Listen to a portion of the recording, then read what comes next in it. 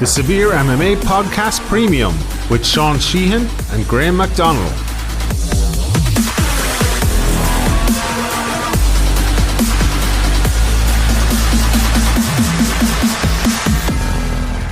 What is up, everybody? Welcome back to another episode of the Severe MMA Podcast Premium. Joined today by the face of Bellator MMA, Richard Kiely. In a quiet enough Wednesday here for you, Richard. How are you today? I'm grand. Living the dream of a Wednesday. Why was there anything going on? No, I don't know. Any news that I just said, look, I haven't talked to you in a while. I said I'd get you on here, see is there anything to talk about? Anything new with you anyway in life? There's no point in talking to me. I'm being talked about enough, so... I know. I suppose the people have been living under a rock. You've caused a bit of a stir today. You know, for the last couple of years, you've been calling out every name who wants to be called out, making no mistake about it, that you want to fight these guys. And today someone beat Michael Venom Page. What do you think of it? Yeah, he beat a couple of days ago. So look. It's all well and good and biting on Facebook and what have you, but if he's gonna step up to the plate, like there's no point in everyone is he a keyboard warrior now. So if he's out there biting, he's talking shit on Facebook, so he may as well back it up, step up to the plate. I think there's a day coming up in the calendar for in Dublin that I can fit him in to be knocked out. So if he wants it, he doesn't have to look very far. Do you think he will take the fight? Because a lot of people, including myself, said it's going to be hard for you to get some of these fights because you're only 4 or 5 fights into your career and all, and still building your way up. But the fact that he's come out and basically called you out as well. Do you think there's actually a realistic chance now that he'll take the fight? Well, this is off the back. I posted after seeing Galor Bafando's fight against Keith McCabe, who and I wasn't impressed with Galor Bafando. Keith McCabe took that in 2 weeks' notice and did a very good job. Mm-hmm. So if that's how he did against Keith McCabe on 2 weeks' notice, imagine what I would have done to him. And Keith McCabe is predominantly a grappler. He can strike, but he's predominantly a grappler. So realistically, Bafando should have sparked him. So I put I put out a message saying I would have sparked Bafando in the first minute, Page in the second minute, and then I would have gone down to the back and given Alfie Davies a wedgie, and robbed his lunch money. So that seemed to have piqued his interest. he seemed to have taken offence to that. So what's he going to do about it though? So look, I know you said I'm throwing out these picking fights and everyone. I know how to pick a fight, but I also know how to finish a fight. So all these idiots, we're talking about Terence here, is the one that called out predominantly. I called out Alex Lahore as well. That was just unfortunate, had a knee injury. But we were talking about Terence predominantly. Terence is chicken, and that's just the way it is. Terence likes fighting people that you can push against the cage, and he can spoon for a fight while throwing in the occasional rabbit punch. That's why Terence is, and he would say that I don't want to take that fight, man. But that's why he didn't take the fight, because he was afraid. My style matches up very badly against his because he was too slow. So that's who you're talking about when you're saying that I've been calling out everybody. Mm-hmm. I've called out Venom Page as well because that's a fight that makes sense in terms of stylistically. Okay, he's biting. Do I think he'll take the fight? It's a very, very distinct possibility. Why wouldn't he? He's coming off a loss. The Dublin crowd is an electric crowd. It's an electric crowd to fight in front of. I think him, like everyone else, and I include you in this, are underestimating me. Yeah. Underestimate my abilities. They really do. So, and I don't mind that.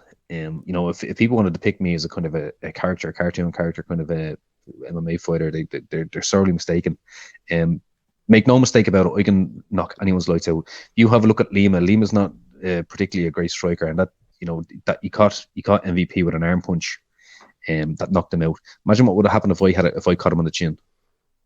It would be game over. What did you think of that fight altogether? Like the Lima fight, obviously it was Michael Venom Page's first loss, and you'd been saying it all the time. What did I? Come here, listen. Before the Lima fight, what did I say about the Daly and MVP fight to you? Yeah, you said it. You always said that what was going to happen actually did happen. We did the interview as well above it at the last Bellator card, and you said it before the Lima fight as well. So you must have seen something in MVP. Is it? Has anything changed in that? Are you still seeing the same things like? People will laugh when I am the best striker in the gargoyle division. They are the ugliest division. They're the ugly division, and I'm the one that raises the aesthetics in that division. But I am the best striker by far in that division. And like I said, if this fight happens, people will see it. The people who are saying, chatting shit and saying that MVP will spark me and what have you, are armchair beer fat dudes that sit in their armchair, drink a beer, and think they know MMA because MVP has a record of whatever it is, 15-1, 16-1, what have you. But look at the people he's fought. He has fought nobody of note bar an over the hill Cyborg Santos, who may as well have been he was stuck in the mud. It was like he was trying to walk through quicksand when he was trying to cover distance. He has fought Paul Daly, where he ran away. He didn't want to engage in a fight, proved he was a coward. He fought Douglas Lima, where he proved he's no chin. So he's a coward and he has no chin. And he's fought people that haven't been able to do what I can. So I can fight in all styles. I can cover distance, or I can fight in. I can cover distance and fight from. I can fight from distance, or I can fight in close.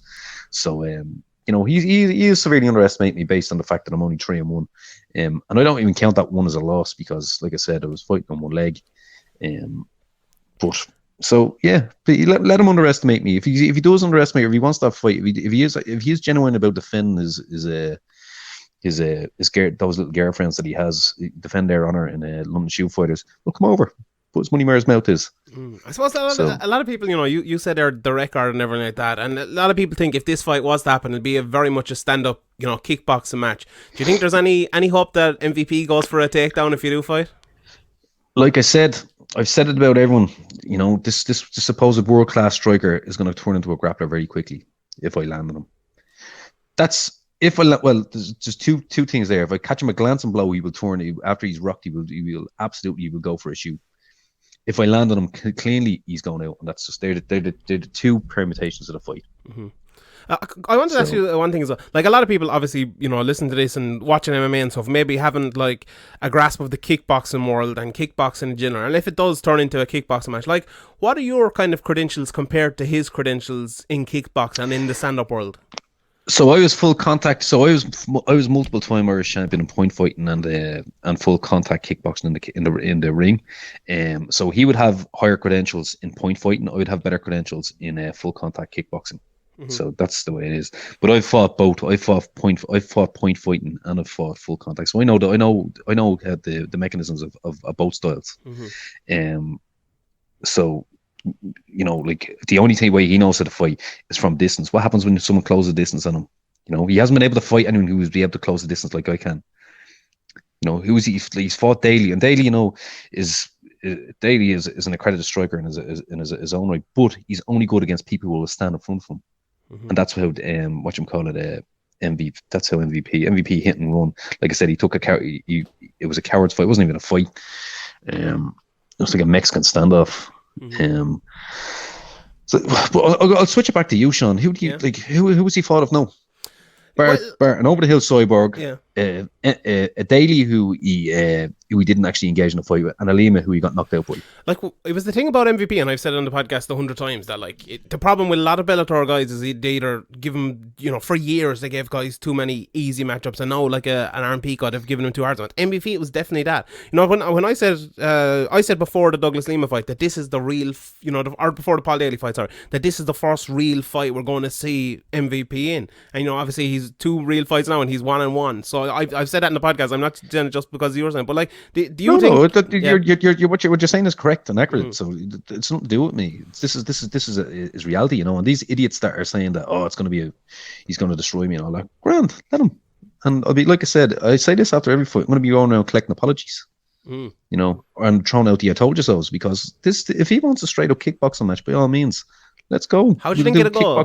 How do you think it'll go? Like, the fight goes on, it's a full kickboxing match. How do you think that fight goes between you and MVP? I will knock him out. I will absolutely knock him out. Look, Mary, I'm not going. This isn't bravado or braggadocious. Mm-hmm. I know exactly. If you have a look at his fights, okay, what he knocks people out with is a blitz 1-2. A blitz 1-2. Mm-hmm. Apart from that bloody fella who stood outside with a tornado kick, that was just a pudding. I think that was his debut or something. But it's a blitz 1-2. He's a poor man's Raymond Daniels. That's all he is. He's a poor man's Raymond Daniels. All he is a blitz 1-2, and then he escapes quickly. But he's doing that against people who are slow, who are sluggish, who are static. Do it against me. See what happens. So what? Okay, we talked about the fight. What do you think about this troll game online? This meme game from MVP. You're a man to do it yourself. You put out a few today with the old Trojan extra small and stuff like that. What did you think of his meme game, calling you a dickhead and stuff like that? Those are fighting words, aren't they? Well, look, come here. It's a fair point. I am a dickhead, so like again, and I also look great in pink. So like, I didn't see the issue with either of those two. Yeah. So like, he needs to raise his game. Plus, he's a pretend meme fighter as well. Like, he's not even doing them himself. He's getting his little minions as one of his fanboys to send them on. Like, so, he's a fraud. He's a fraud outside the cage. He's a fraud inside the cage. So, and I'll expose them both. Right, I want to ask you a couple of guys you touched on earlier, and two lads who called you out on SevereMMA interviews at the weekend: Terry Brazier and Galore Bafando. Terence. Call a man by his his proper title. What did you think of his fight at the weekend? And if the MVP fight doesn't happen, is that a fight you'd look at in September? I know he wants that fight in September. Who, Terence does? Yeah. Does he really? Did you see Dan Hardy's interview? What did he say? Dan Hardy was asked about Terence fighting me, and he steered it away from me very, very quickly. Will I tell you why? Go on. Because he knows Terence would get knocked out. And look, right, it's very simple. Look, we all know what Terence is going to want to do. Like, we saw it in his last fight. Terence wants to be a stand-up fighter. He's shy. He's terrible. He's probably the slowest, and he has his chin up in the air. Okay, so unless he's an absolute brain donor, which he is, so I wouldn't put it past him. He's a knuckle dragger, a troglodyte, and a very, very unintelligent man. However, if he did decide to stand with me and he put his chin up in the air for a split second, that fight would, and I'm not, again, this isn't braggadocious, that fight would not last 20, 30 seconds if he tried to engage in a stand-up war with me. If he tried to engage in stand-up, it would not. What he would try to do is push me against the cage. Two things with that. One is he has to cover distance to do it. He's too slow. We saw what happened with Keith McCabe when he tried to cover distance. He got a knee through his chest. Okay, and Keith McCabe is a lot quicker and a much higher caliber fighter than Terence, in my opinion, on the ground. What Terence is a pressure fighter. You try and push me up against the cage, take me down, and ground and pound. That's what he would try to do. You would have to get me up against the cage to do that, which means you would have to cover distance. So, listen, I'm not. This isn't. The reality is he's a stronger grappler than me up against the cage, but I'm quite negative. It's very, very difficult to get me down. The only person that has gotten me down has been Alex Lahore, and that was on one leg. And he saw the difficulties he had getting me down. And Galore, then, what do you think of his performance at the weekend? And he called you out in the interview on Severe as well. Would that be one you're supposed to have? Does he want that fight? Does he want that fight really? Well, you were the one that pulled out in the last one. Now, in all fairness. Come on. But does he want that fight after his last performance? Yeah, well, look, listen, I was injured. There's absolutely no problem. There's absolutely no problem with me fighting Bafando. It would be an anticlimax after this MVP thing, but if I have to knock him out to get the MVP, by all means, And like I said, and no matter what the outcome, if it's MVP or if it's Bafando I'm fighting, I'm still going to the back and going to give Alfie Davies a wedgie. Where did this come from? You've just started calling him out now. I like a bit of Alfie Davis. I think he speaks well. I think he's a good fighter and proven as well. He might be as big a name as the other guys, but that'd be a good fight as well. Is that one you're very interested in? Alfie Davies? Yeah. He wouldn't. No way. I'd be done for bullying if I did that. Like I said, give him the hairy side of the hand. That's about all. He's a good-looking man, though. In fairness, like, come on, you're saying you're the best-looking man in the Bellator welterweight division. Alfie Davis is a good-looking man. I said I'm the face of Bellator. He's pretty as a girl, man. I'm handsome. I'm a handsome devil. I mind him. That's what I'm saying. If I fought him, it'd be like, here, stick chewing gum in his hair. That's what I do. That'd beat him. All right, fair enough. Right, but last couple of things before I let you go. The injury. What way is the injury now? It's not that long. I suppose 3 months or so until September. How is the injury? Will you be back in time? Will you be fit to go then? Yes. There's no way I'm missing that card. I made a mistake the last time I made a mistake. I went in on one leg against Alex Lahore, and people think that he beat me in the fight, but he didn't. He beat a man on one leg, and he had with great difficulty, I might add, with a very serious injury. The only reason I went into that fight with such a serious injury is because it was for a world title, and that opportunity wouldn't have presented itself again after 2 fights. Okay. The injury that I had would have prevented me from covering distance and fighting the fight I would have fought against Bafando. So what was the injury? I'm not telling you, obviously. I know. Yeah. Well, it's okay. But like I said, that rolls around again. you know, Bufando, if he wants to get knocked out, by all means. Actually, great. Listen, he's not the worst. Actually, I actually like him for. Yeah. He's quite. He wasn't, but like, he's fighting me now. So if he is fighting me, you know, all bets are off. But like I said, it'd be an anticlimax. You know, Michael Vagina Page is making all the big talk. So you know, if they want to send in the London Shoot Fighters B team, by all means, I'll knock them out. But if they want to send in their A team, I'll knock MVP out. Right.